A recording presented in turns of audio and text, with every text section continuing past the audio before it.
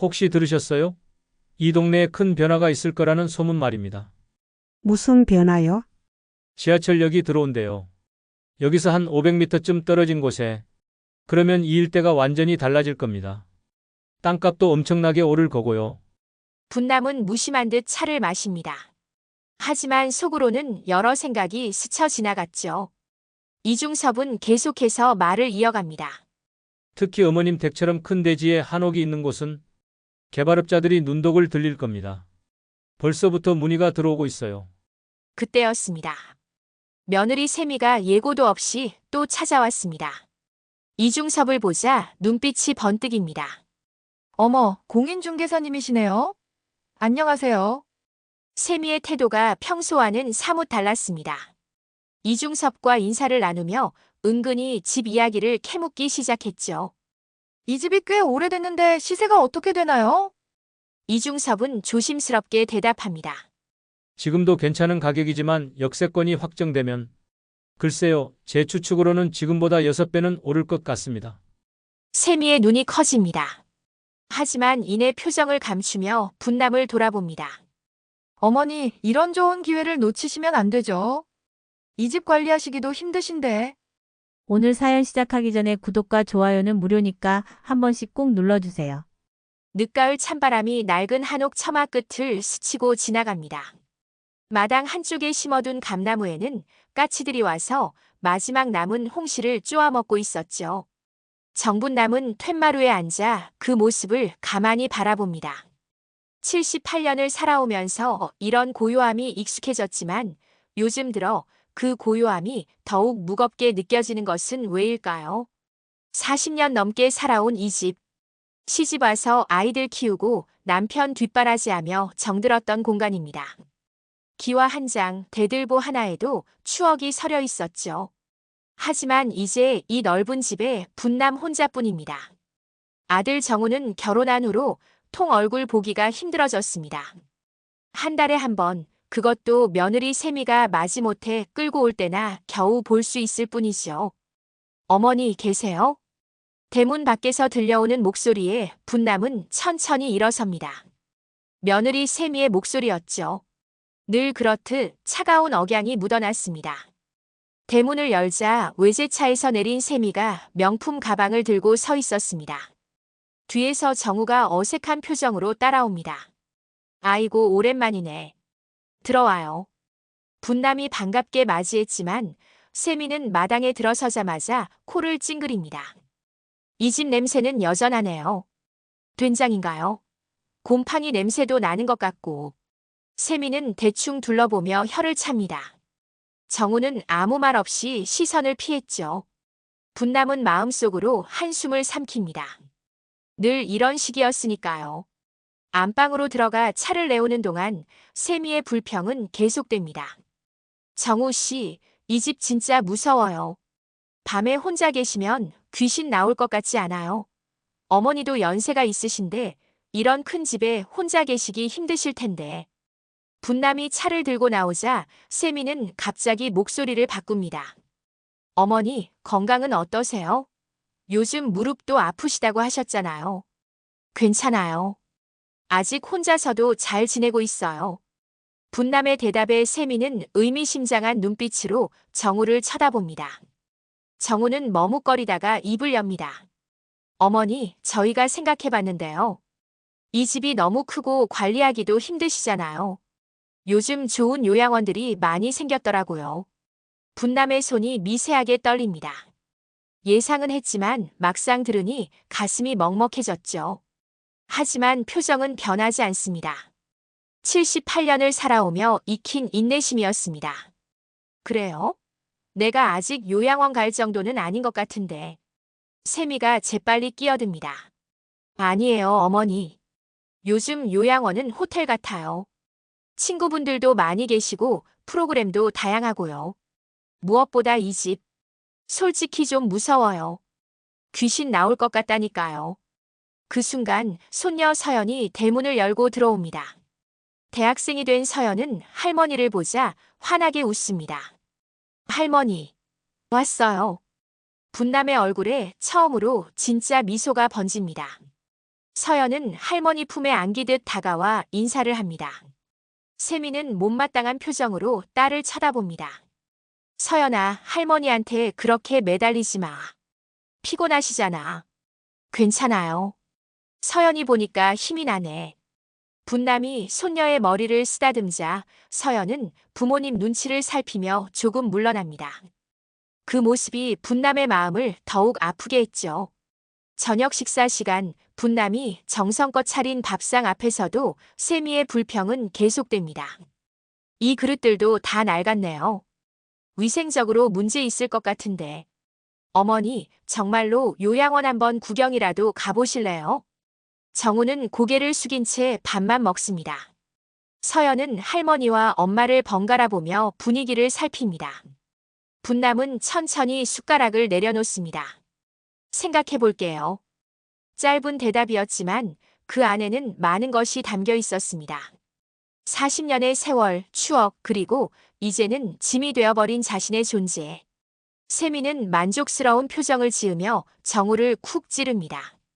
식사가 끝나고 일어서는 세미가 마지막으로 한마디 던집니다. 어머니, 진짜로 이 집 팔고 작은 아파트로 옮기시는 게 어때요? 아니면 저희랑 같이 사시든지. 아, 근데 저희 집은 좁아서. 말끝을 흐리는 세미를 보며 분남은 쓴웃음을 짓습니다. 결국 요양원 말고는 선택지가 없다는 뜻이었죠. 그날 밤 분남은 오랜만에 남편의 영정 앞에 앉습니다. 촛불을 켜고 조용히 속삭입니다. 여보, 이제 정말 나도 이 집을 떠나야 하나 봐요. 당신이 그렇게 아끼던 이 집을.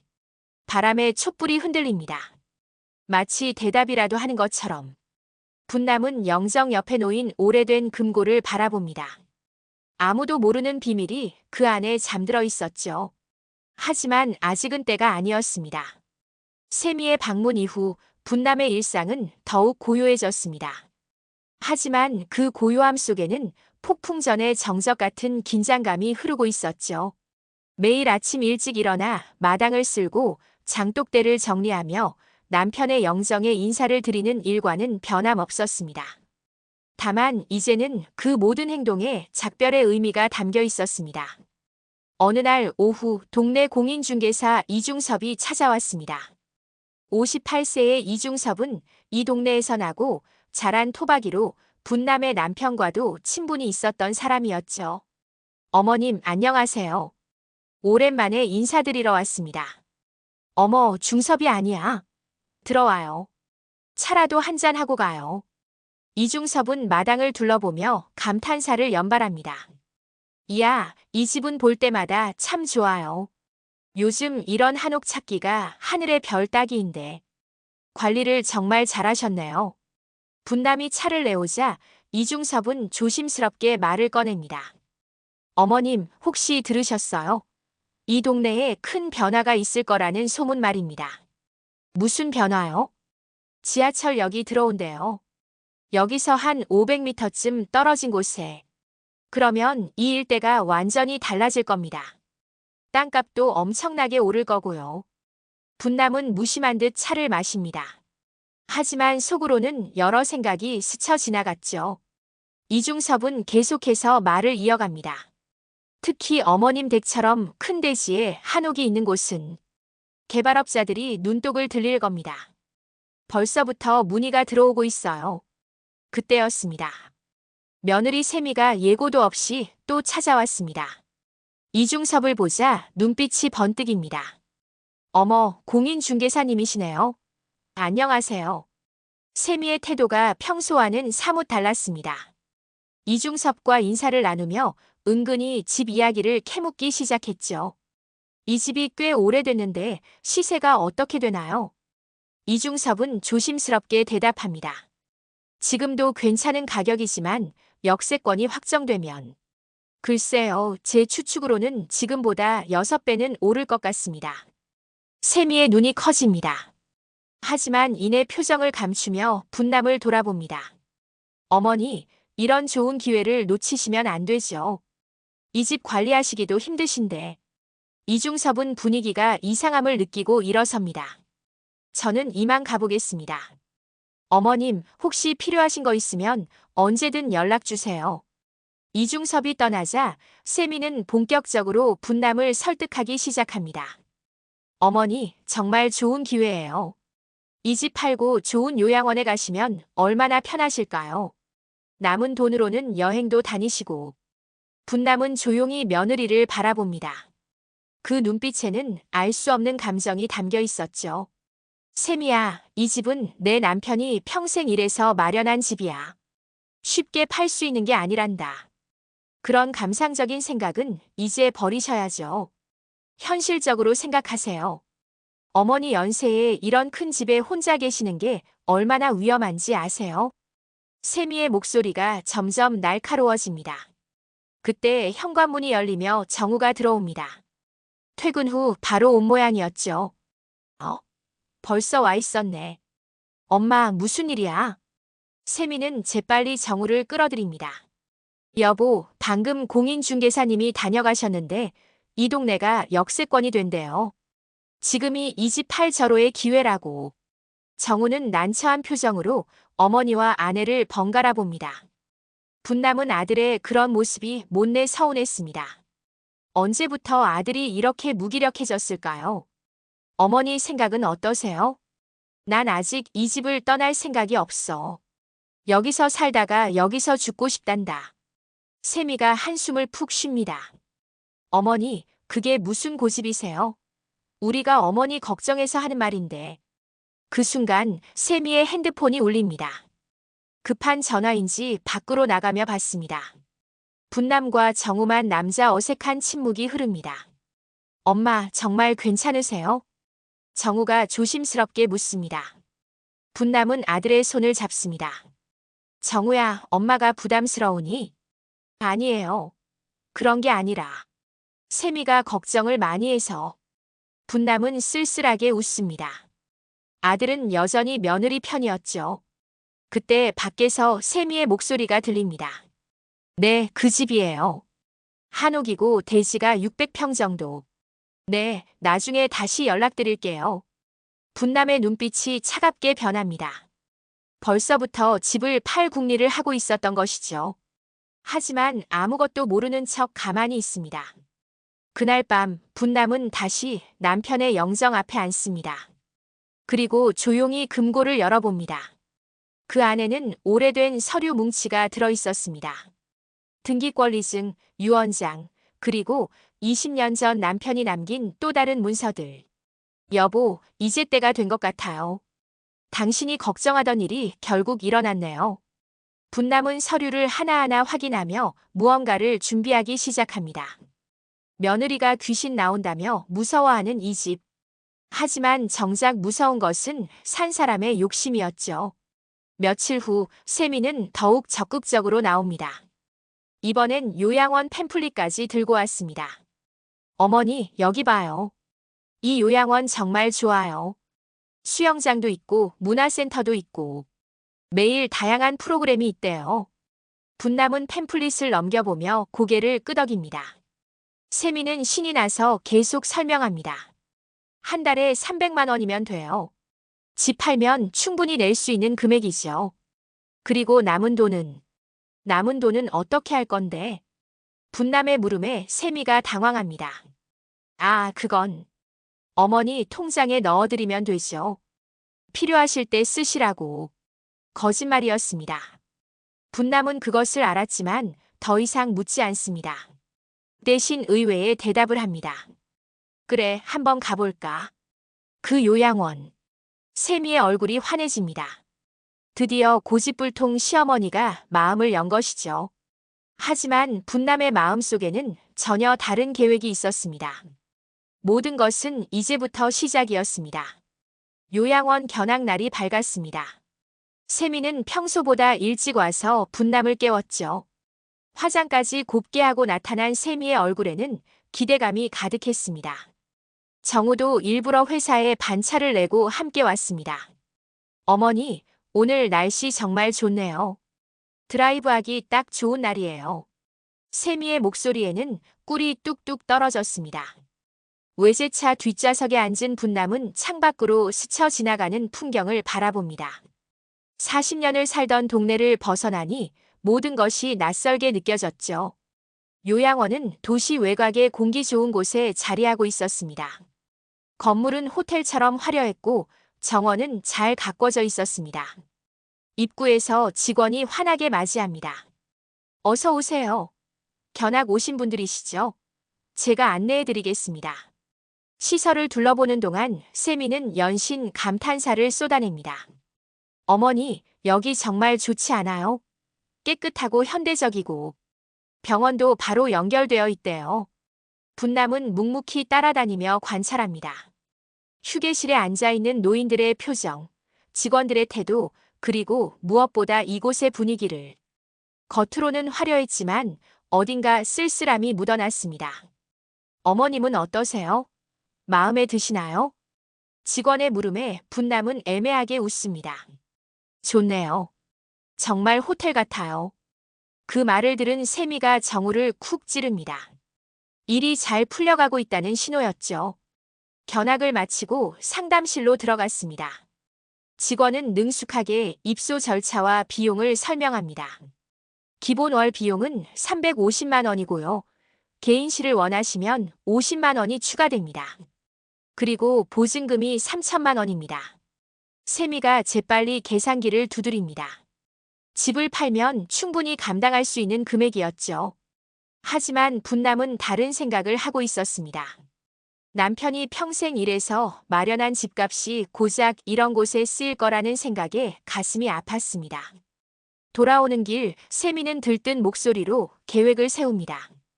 어머니, 다음 주에 바로 입소 신청할까요? 그동안 집 정리도 하시고. 그리고 부동산에도 내놓아야겠네요. 그렇게 급하게 서두를 필요는 없잖아.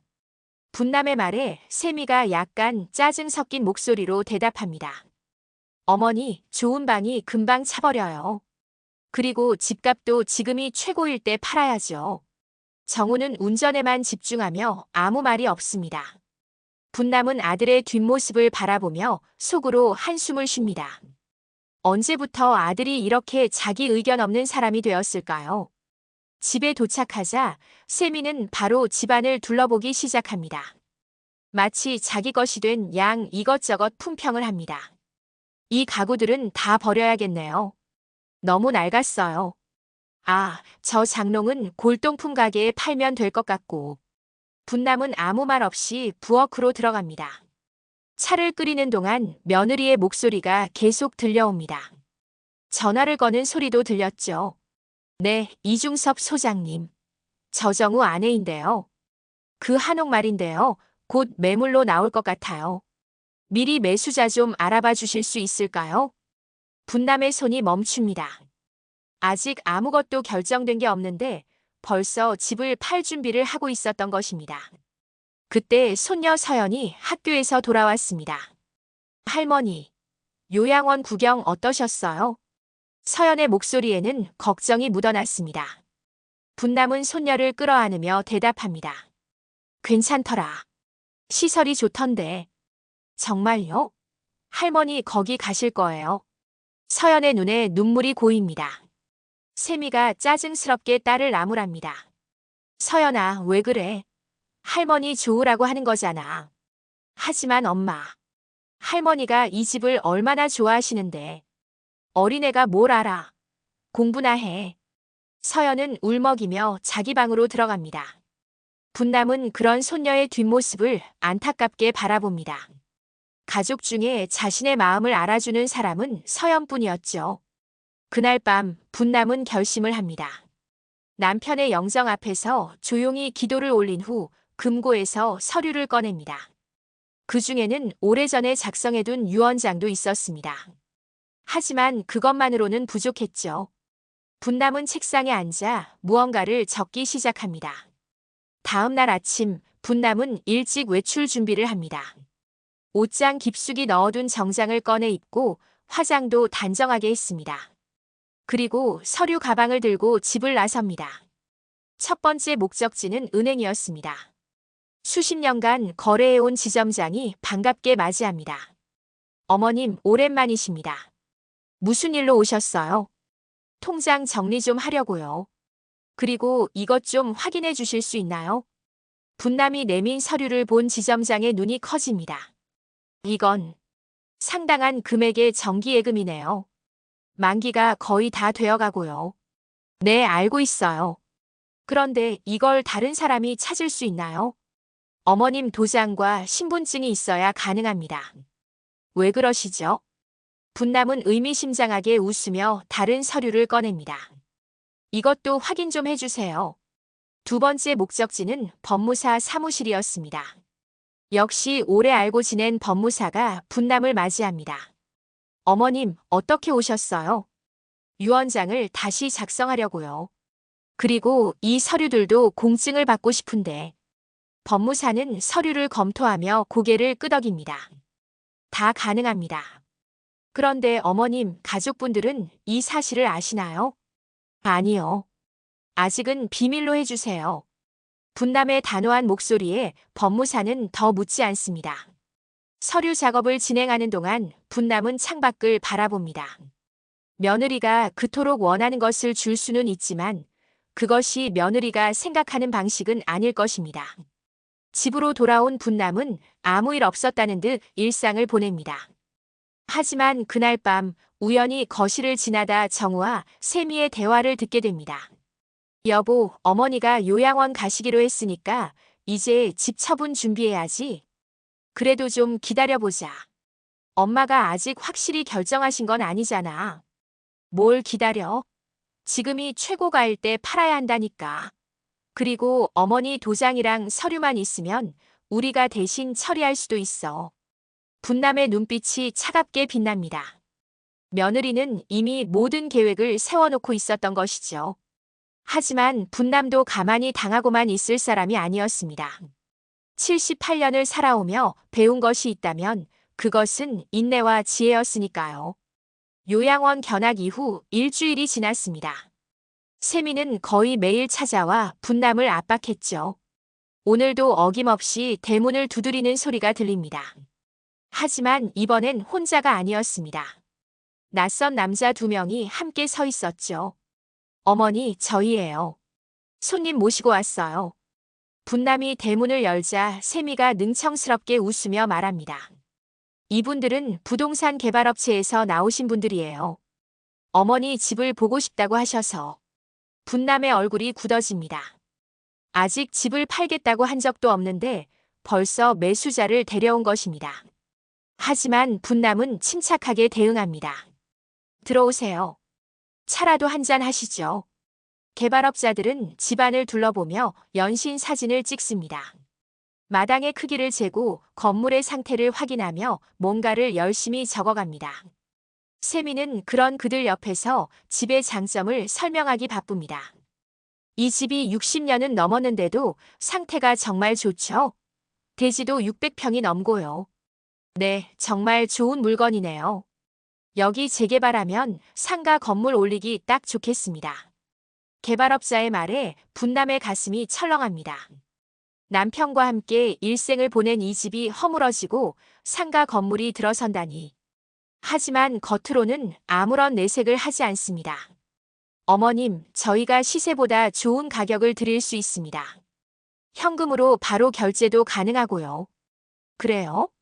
얼마나 생각하고 계신가요? 분남의 물음에 개발업자가 계산기를 두드립니다. 일단 12억 정도는 가능할 것 같습니다. 역세권 확정되면 더 오를 수도 있고요. 세미의 눈이 반짝입니다. 12억이라니 상상 이상의 금액이었죠. 하지만 분남은 고개를 저으며 말합니다. 아직은 팔 생각이 없어요. 더 생각해봐야겠네요. 어머니. 세미가 다급하게 소리칩니다. 하지만 분남은 단호합니다. 오늘은 이만 가보시죠. 결정하면 연락드리겠습니다. 개발업자들이 아쉬운 표정으로 떠나자 세미가 폭발합니다.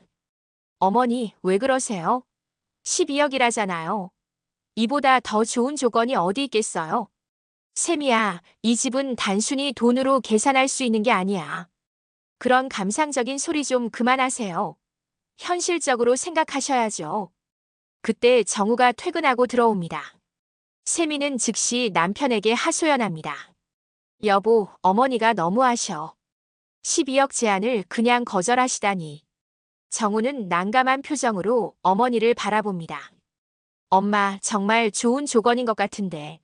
한 번 더 생각해 보시는 게. 정우야, 넌 정말로 엄마가 이 집을 떠나길 바라니? 분남의 직접적인 질문에 정우가 말을 더듬습니다. 그게 아니라 엄마를 위해서, 날 위해서, 정말 날 위한 거라고 생각하니? 무거운 침묵이 흐릅니다. 그때 현관문이 열리며 서연이 들어옵니다. 집안의 긴장된 분위기를 느낀 서연이 조심스럽게 묻습니다. 무슨 일 있어요? 아무것도 아니야. 내 방에 가 있어. 세미가 차갑게 말하지만 서연은 할머니 곁으로 다가갑니다. 할머니, 괜찮으세요? 분남은 손녀의 손을 꼭 잡으며 고개를 끄덕입니다. 그 모습을 본 세미가 더욱 짜증을 냅니다. 서연아, 할머니 귀찮게 하지 마.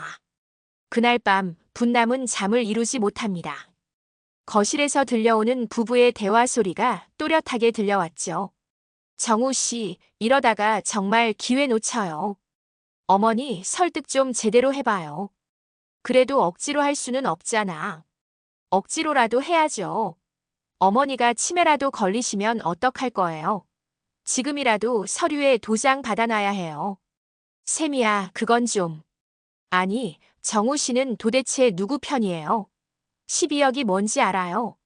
우리 서연이 결혼 자금도 마련하고 노후 자금도 준비할 수 있는 돈이라고요.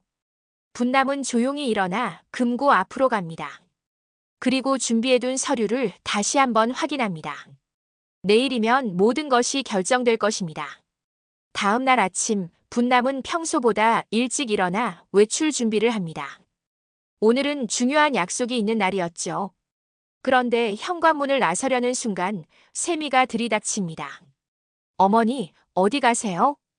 병원에 정기 검진 받으러 가는 길이야. 아, 그럼 제가 모셔다 드릴게요. 세미의 과도한 친절에 분남은 의심스러운 눈길을 보냅니다. 하지만 거절하면 더 의심받을 것 같아 함께 나섭니다. 병원에서 검진을 받는 동안 세미는 계속 곁을 떠나지 않습니다. 심지어 의사와의 상담에도 동석하려 했죠. 저는 며느리인데요. 어머니 건강 상태를 알아야 해서. 환자분이 원하시면 가능합니다만. 분남은 고개를 젓습니다. 혼자 듣겠어요. 세미는 밖에서 기다려. 세미는 못마땅한 표정으로 나갑니다. 의사는 검진 결과를 설명하며 말합니다. 특별한 이상은 없으십니다. 연세에 비해 아주 건강하세요. 그래요? 다행이네요. 그런데 선생님, 혹시 치매 검사도 받을 수 있나요? 물론이죠. 특별한 증상이 있으신가요? 아니요. 그냥 확인차 받아보고 싶어서요. 그리고 검사 결과를 문서로 받을 수 있을까요? 의사는 고개를 끄덕이며 검사를 진행합니다. 1시간 뒤 분남은 검사 결과지를 받아들고 나옵니다. 밖에서 기다리던 세미가 다가옵니다. 어머니, 무슨 검사를 그렇게 오래 받으셨어요? 그냥 이것저것. 나이가 들면 확인할 게 많아. 집으로 돌아오는 길 세미는 계속해서 집 매매 이야기를 꺼냅니다. 어머니, 어제 그 개발업자분들이 또 연락이 왔어요. 13억까지도 가능하다고. 세미야. 분남이 세미의 말을 끊습니다. 그래, 집을 팔기로 했어. 세미의 눈이 번쩍 뜨입니다. 정말이세요? 어머니. 대신 조건이 있어. 모든 서류 절차는 내가 직접 하고 돈도 내 통장으로 받을 거야. 그리고 나눠주는 것도 내 마음대로 할 거야. 세미는 순간 당황하지만 이내 환한 미소를 짓습니다.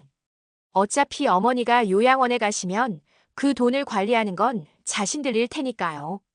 당연하죠. 어머니 마음대로 하세요.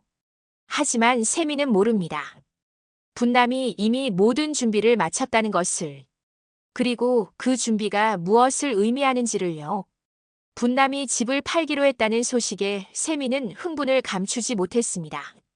계약 당일 거실에는 개발업자들과 공인중개사 이중섭이 모여 있었죠. 분위기는 마치 잔치집 같았습니다. 어머님, 계약금은 1억 5천, 총 금액은 13억 5천만 원입니다. 세미가 재빨리 계약서를 분남 앞으로 밀며 도장을 재촉합니다. 하지만 분남은 갑자기 동작을 멈춥니다. 잠깐, 먼저 등기부등본을 확인해 봐야겠어. 이중섭이 노트북으로 조회하자 예상치 못한 것이 나타납니다. 근저당이 1억 원이 설정되어 있네요. 세미의 얼굴이 하얗게 질립니다. 뭐라고요? 어머니, 이게 어떻게 된 일이에요? 아, 작년에 급전이 필요해서. 서연이 유학 자금 때문에 빌렸지. 마침 들어온 서연이 당황하며 부인합니다. 전 그런 적 없는데요. 세미가 의심스러운 눈빛으로 시어머니를 노려봅니다. 개발업자들이 어색하게 일어섭니다. 그럼 대출 정리되면 연락 주십시오. 사람들이 떠나자 세미가 폭발합니다. 어머니, 그 돈 대체 어디 쓰셨어요? 내 돈 쓴 걸 일일이 보고해야 하니. 그날 밤 서연이 조용히 할머니를 찾아옵니다. 할머니, 무슨 계획이 있으신 거죠? 분남은 의미심장하게 웃으며 손녀의 머리를 쓰다듬습니다. 며칠 후 은행에서 세미는 또 한 번 충격을 받습니다. 대출 상환을 위해 찾은 분남이 정기예금을 해지하는데 그 금액이 무려 5억이었던 것입니다. 어머니, 이런 돈이 있었어요.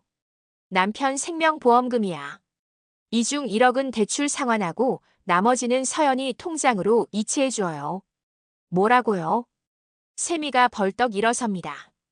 은행 직원이 난처해 하는 가운데 갑자기 서연이 나타납니다. 할머니. 분남이 서연의 손을 잡으며 말합니다.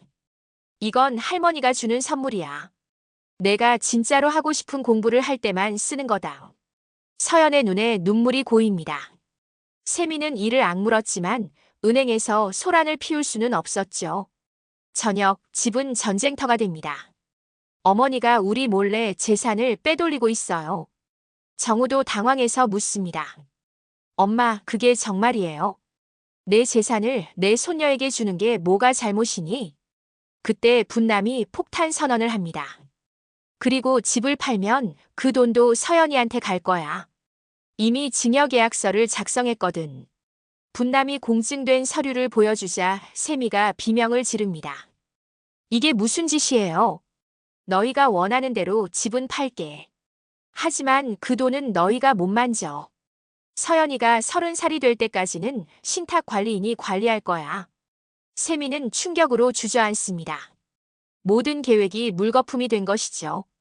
서연이 방에서 뛰어나와 할머니 앞에 무릎을 꿇습니다. 할머니, 전 그런 거 원하지 않아요. 할머니가 이 집에서 계속 사셨으면 좋겠어요. 할머니도 그러고 싶단다. 하지만 너희 부모님이 원하시니까. 서연이 부모를 돌아보며 외칩니다. 엄마, 아빠. 제발 할머니 좀 그만 괴롭히세요. 세미가 분남에게 달려듭니다. 이 계약서 취소하셔야 해요. 저희도 권리가 있다고요. 분남은 차가운 미소를 지으며 마지막 카드를 꺼냅니다. 그래. 그럼 법대로 하자. 내가 치매에 안 걸렸다는 진단서도 있고 변호사도 선임했어. 그 순간 현관문이 열리며 낯선 남자가 들어옵니다. 안녕하세요. 정분남 여사님, 대리인 김상혁 변호사입니다. 세미와 정우는 망연자실합니다. 분남이 이 모든 것을 준비했다는 사실에 경악했죠. 변호사가 서류를 꺼내며 설명합니다. 정 여사님은 완전한 의사 능력을 가지고 계시며 모든 법적 절차는 정당하게 진행되었습니다. 이의가 있으시면 법적으로 대응하시기 바랍니다. 세미가 울부짖듯 소리칩니다. 시어머니가 어떻게 이럴 수 있어요? 우리가 뭘 그렇게 잘못했다고. 분남이 일어서며 조용히 말합니다. 너희가 나를 귀신 나온다며 쫓아내려 했잖아. 내가 짐이라고 생각했잖아. 그건.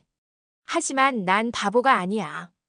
78년을 살면서 사람 욕심은 충분히 봤거든. 분남은 서연을 바라보며 말을 이어갑니다. 서연아, 이 집은 내 것이 될 거야. 하지만 할머니가 살아있는 동안은 여기서 살 거란다. 네, 할머니. 당연하죠. 세미가 마지막으로 발악합니다. 어머니, 제발. 다시 생각해 주세요. 저희가 잘못했어요. 하지만 분남의 대답은 단호합니다. 늦었어. 너희가 진심으로 날 생각했다면 처음부터 이런 일은 없었을 거야. 그때 이중섭이 조심스럽게 말합니다. 그런데 집 매매는 어떻게 하실 건가요? 개발업자들이 기다리고 있는데. 분남이 고개를 돌려 말합니다. 팔지 않기로 했어요. 서연이가 원하지 않으니까. 네. 모두가 놀라는 가운데 분남은 마지막으로 선언합니다. 이 집은 내가 죽을 때까지 내가 살 거야. 그리고 내가 죽으면 서연이가 결정하겠지. 그때까지 아무도 이 집에 손댈 수 없어. 세미와 정우는 완전히 무너져 내립니다. 13억이라는 돈이 눈앞에서 사라진 것이죠. 변호사가 마무리 멘트를 합니다. 혹시 방해하시면 접근금지 가처분 신청도 준비되어 있습니다. 분남은 손녀와 함께 방으로 들어가며 마지막으로 한마디 남깁니다. 욕심이 너무 과하면 아무것도 못 얻는 법이야. 거실에 남겨진 세미와 정우. 그들의 얼굴에는 절망만이 가득했습니다. 귀신 나온다며 쫓아내려던 집, 그 집의 진짜 주인이 누구인지 이제야 깨달은 것이죠. 변호사가 떠난 후 집안은 무거운 침묵에 휩싸였습니다. 세미는 망연자실한 채 소파에 주저앉아 있었고 정우는 머리를 감싸고 있었죠.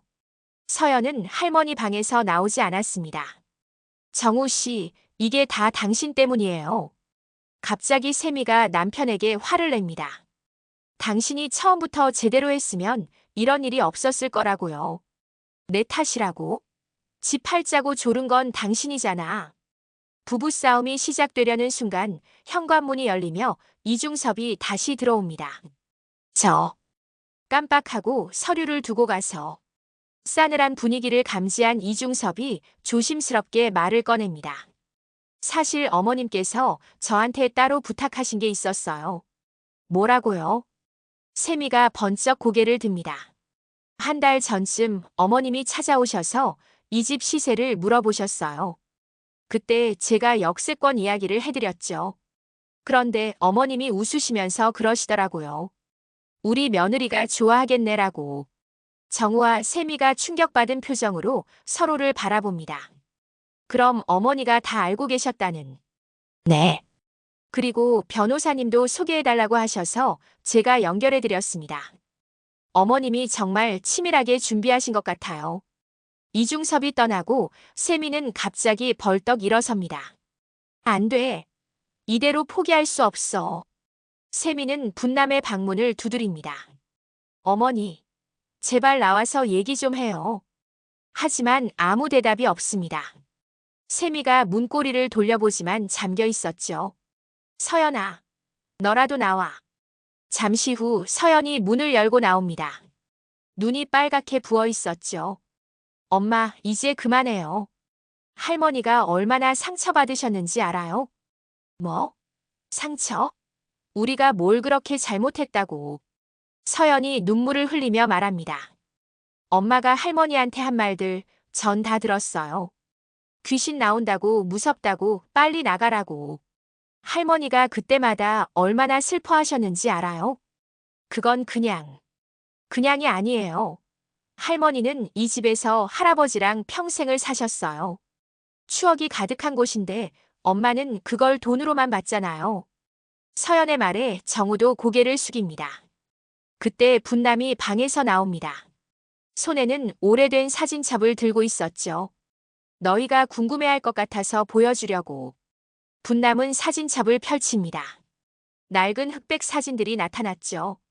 이게 이 집을 처음 샀을 때야. 너희 아버지가 겨우 돌 지났을 때지. 사진 속에는 젊은 시절의 분남과 남편 그리고 아기 정우가 있었습니다.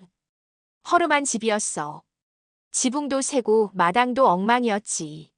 하지만 우리한테는 궁전 같았어. 분남은 페이지를 넘깁니다. 집을 고치는 사진, 아이들이 마당에서 노는 사진, 가족들이 모여있는 사진. 한 장 한 장이 다 이야기야.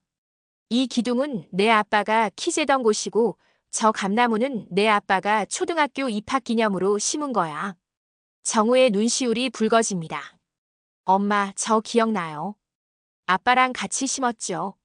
그래. 내 아빠가 그랬지.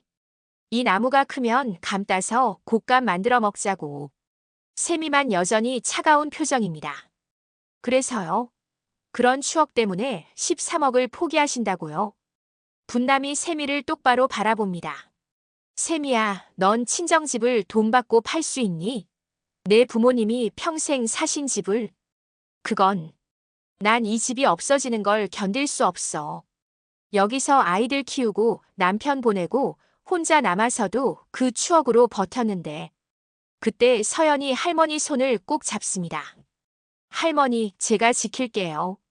이 집 절대 안 팔 거예요. 분남이 손녀를 흐뭇하게 바라보며 말합니다. 고맙다. 하지만 내 부모님도 이해해 주셨으면 좋겠구나. 정우가 드디어 입을 엽니다. 엄마, 죄송해요. 제가 너무 무심했어요. 세미 말만 듣고. 아니다. 넌 항상 착한 아들이었어. 다만 너무 약해서 탈이지. 세미가 마지막으로 발악합니다. 어머니, 그럼 저희는 어떻게 살아요? 서연이 결혼 자금은? 노후 준비는? 분남이 한숨을 쉬며 말합니다. 세미야, 난 너희한테 아무것도 안 주는 게 아니야.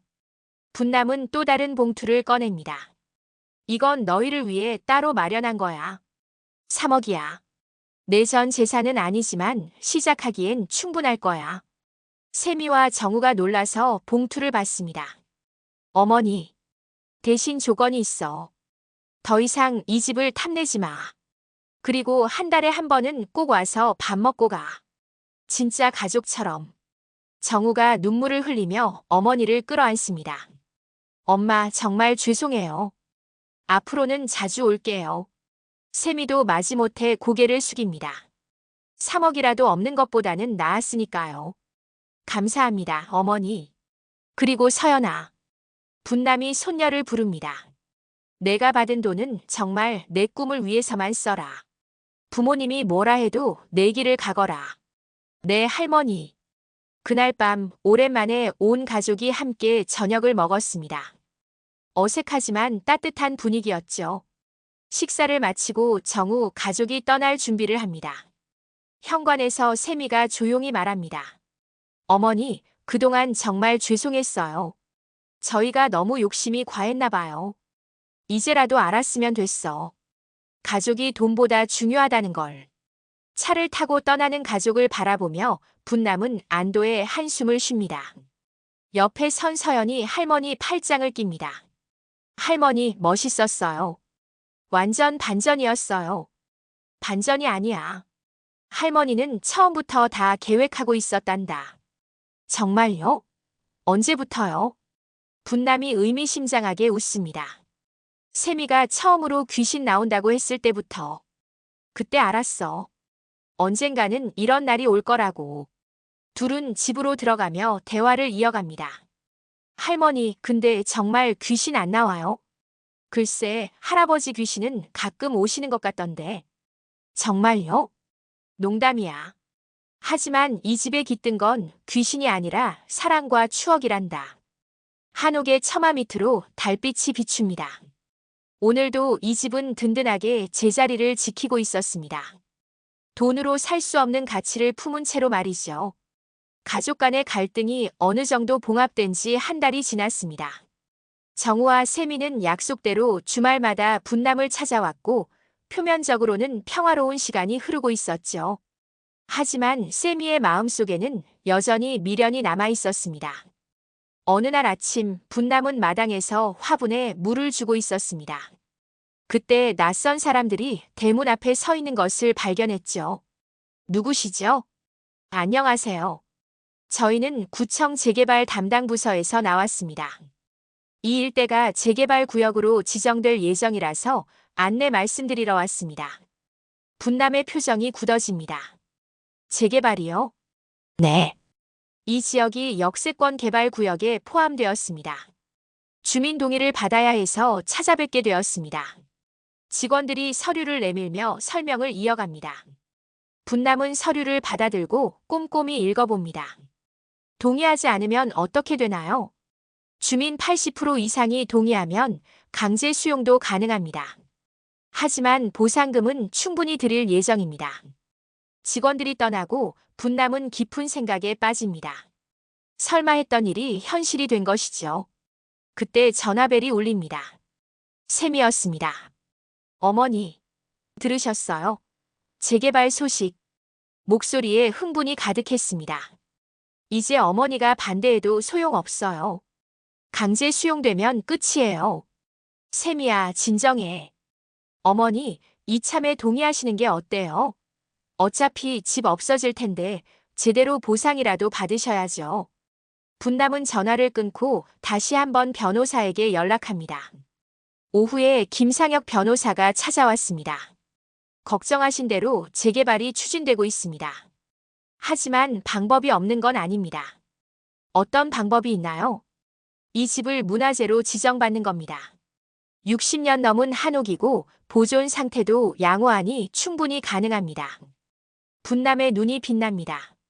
그럼 바로 신청해 주세요. 네. 그리고 주민 동의도 막아야 합니다. 이 동네에 오래 사신 분들을 설득하셔야 해요.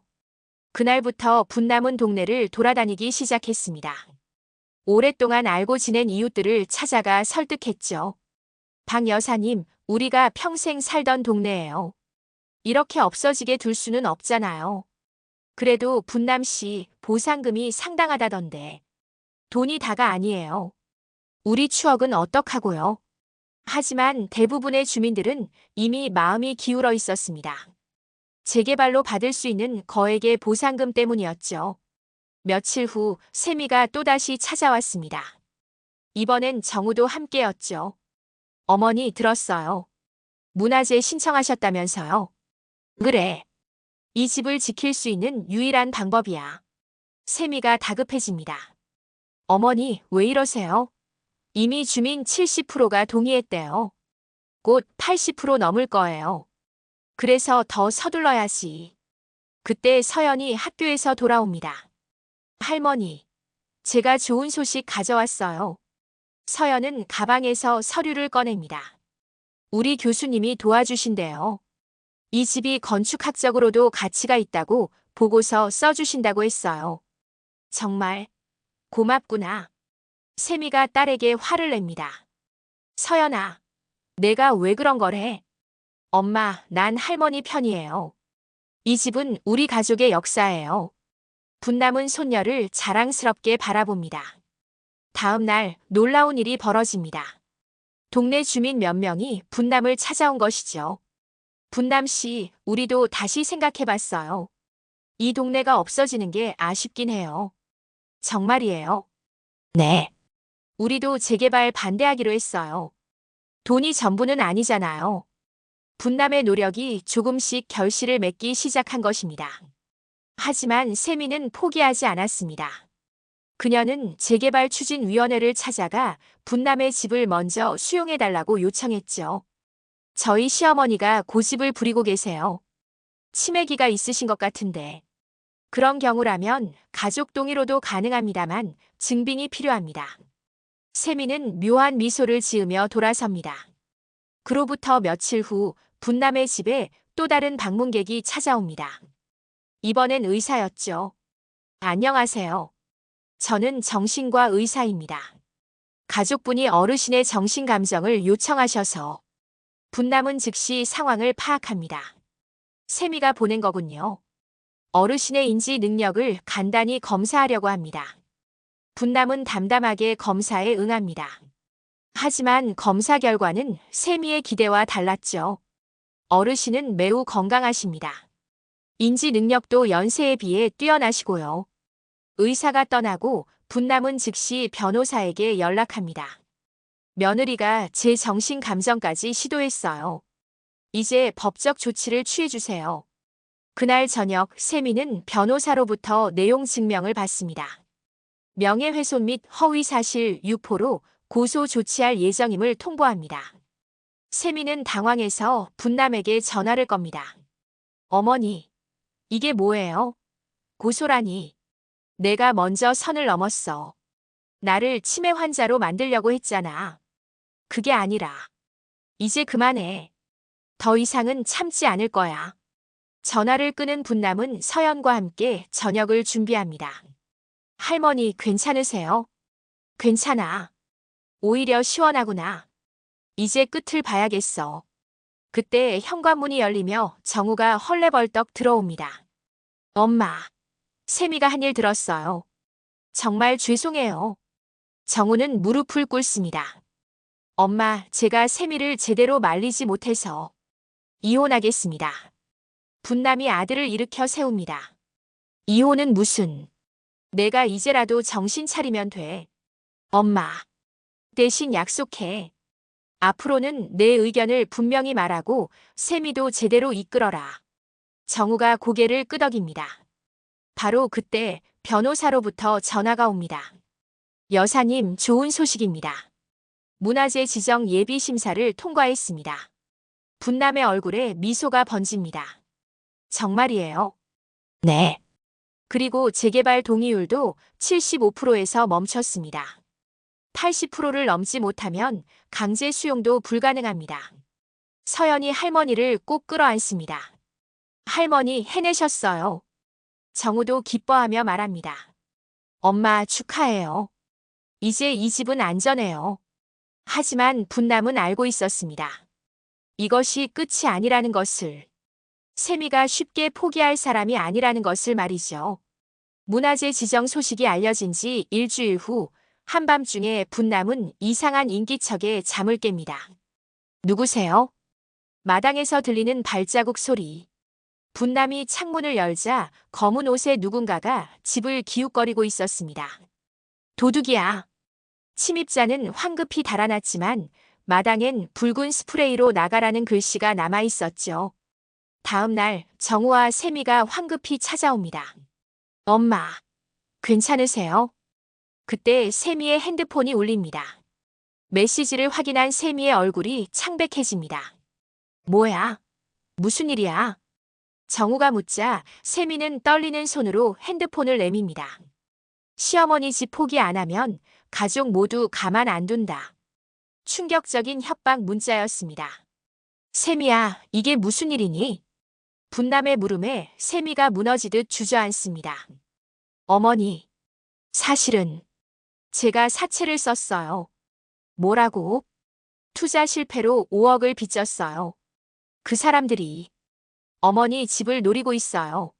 정우가 경악합니다. 사채? 왜 나한테 말 안 했어? 무서웠어요.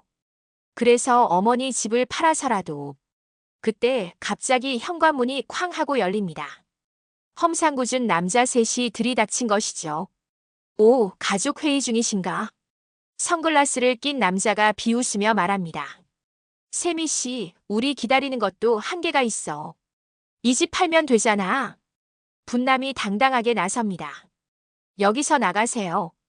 이 집은 문화재입니다. 함부로 못해요. 할머니가 깡이 있으시네. 그럼 다른 방법을 써야겠군. 남자가 분남에게 다가서려는 순간 서연이 핸드폰을 들고 외칩니다.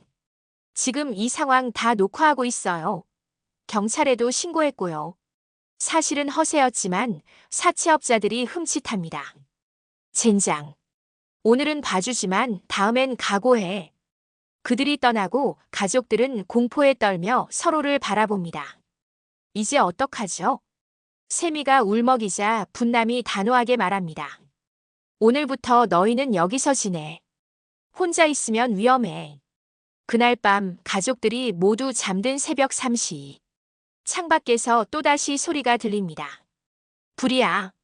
마당에 누군가 휘발유를 뿌리고 불을 지른 것입니다. 빨리 물 가져와. 온 가족이 뛰어나와 불을 끕니다. 다행히 큰 피해는 없었지만 이제는 생명의 위협을 느낄 정도였죠. 신고해야 해요. 서연이 외치지만 세미가 만류합니다. 신고하면 더 큰 보복이 올 거예요. 하지만 분남은 결심한 듯 전화기를 듭니다. 여보세요? 경찰서죠? 방화 미수 신고합니다. 다음 날 아침 예상치 못한 일이 벌어집니다. 동네 어르신 수십 명이 분남의 집 앞에 모인 것이죠. 분남 씨, 우리가 지켜줄게. 이 동네 60년 살았는데 강도들한테 질 수 없지. 이웃들이 자발적으로 24시간 순찰을 서기로 한 것입니다. 그런데 정오쯤 더 충격적인 사실이 밝혀집니다. 김상혁 변호사가 헐레벌떡 뛰어온 것이죠. 여사님, 큰일입니다. 무슨 일이에요? 누군가 위조 서류로 이 집을 이미 담보대출받았어요. 30억이나. 뭐라고요? 모두가 경악합니다. 세미가 고개를 젓습니다. 저는 아니에요. 변호사가 서류를 보여줍니다. 대출받은 사람 이름이 정우 씨로 되어 있습니다. 뭐? 나? 정우가 황당해하는 순간 분남이 날카롭게 상황을 파악합니다. 신분증 도용이군요. 사채업자들 짓이야. 그때 세미의 핸드폰이 또 울립니다. 이번엔 동영상 메시지였죠. 화면에는 묶여있는 남자가 보였습니다. 이 사람. 세미가 경악합니다. 제가 돈 빌릴 때 보증 섰던 사촌 오빠예요. 72시간 안에 돈 준비 안 하면 이놈은 끝이다. 협박은 점점 더 잔인해지고 있었습니다. 분남이 결단을 내립니다. 다들 들어. 이제 정면 돌파밖에 없어. 어머니, 변호사님, 당장 검찰에 고소장 내세요. 사문서 위조, 협박, 방화미수 모든 걸로.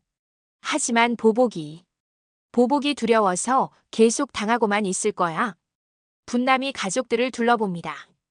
우리가 뭉치면 이길 수 있어. 정의는 우리 편이야. 그 순간 밖에서 사이렌 소리가 들립니다. 경찰차 여러 대가 도착한 것이죠. 실은 내가 이미 신고했어. 서연이 고백합니다. 할머니 몰래 경찰이랑 계속 연락하고 있었어요. 오늘 덫을 놓기로 했죠. 바로 그때 사채업자들이 또다시 나타납니다. 하지만 이번엔 경찰이 기다리고 있었죠. 꼼짝 마. 모두 체포한다. 순식간에 체포되는 사채업자들. 그중 두목으로 보이는 남자가 분남을 노려봅니다. 할머니, 끝이 아니야. 우리 조직은 거대해. 하지만 분남은 전혀 흔들리지 않습니다. 그래. 그럼 너희 조직 전체와 싸우겠어. 난 잃을 게 없는 70대야. 경찰이 그들을 연행하는 동안 또 다른 반전이 일어납니다. 잠깐만요. 낯선 남자가 나타난 것이죠. 저는 금융감독원 특별수사팀입니다. 이 사건 저희가 넘겨받겠습니다. 알고 보니 이 사채업 조직은 전국적인 범죄 조직이었고 정부에서도 주목하고 있었던 것입니다. 분남 여사님이 신고해 주신 덕분에 놈들을 잡을 수 있었습니다. 감사합니다. 모든 것이 해결되자 세미가 무릎을 꿇습니다. 어머니, 정말 죄송해요. 제 욕심 때문에. 분남이 며느리를 일으켜 세웁니다. 이제 됐어. 중요한 건 우리가 함께 이겨냈다는 거야. 정우도 어머니를 꼭 안습니다. 엄마, 정말 대단하세요. 무서웠을 텐데. 무서웠지. 하지만 가족 지키는 게 더 중요했어. 서연이 할머니 손을 잡습니다. 할머니가 보여주신 용기 평생 잊지 않을게요. 그날 밤 온 가족이 마당에 모여 앉습니다. 이 집에 진짜 무서운 게 뭔지 알아? 분남이 조용히 말합니다. 귀신도 강도도 아니야. 가족이 흩어지는 거, 그게 제일 무서운 거야. 세미가 눈물을 흘리며 고개를 끄덕입니다. 이제 알았어요. 돈보다 소중한 게 뭔지. 멀리서 경찰차 사이렌 소리가 들립니다. 하지만 이제 그 소리는 공포가 아닌 안전의 신호였죠. 우리 이제 진짜 가족이야. 분남의 말에 모두가 서로를 바라보며 미소 짓습니다. 13억짜리 집을 지킨 건 돈도 힘도 아니었습니다. 오직 가족의 사랑과 용기, 그리고 정의에 대한 믿음이었죠. 달빛 아래 빛나는 한옥. 그곳엔 이제 진짜 보물이 있었습니다. 서로를 지키려는 가족의 마음, 그것이야말로 그 어떤 돈으로도 살 수 없는 진짜 보물이었으니까요.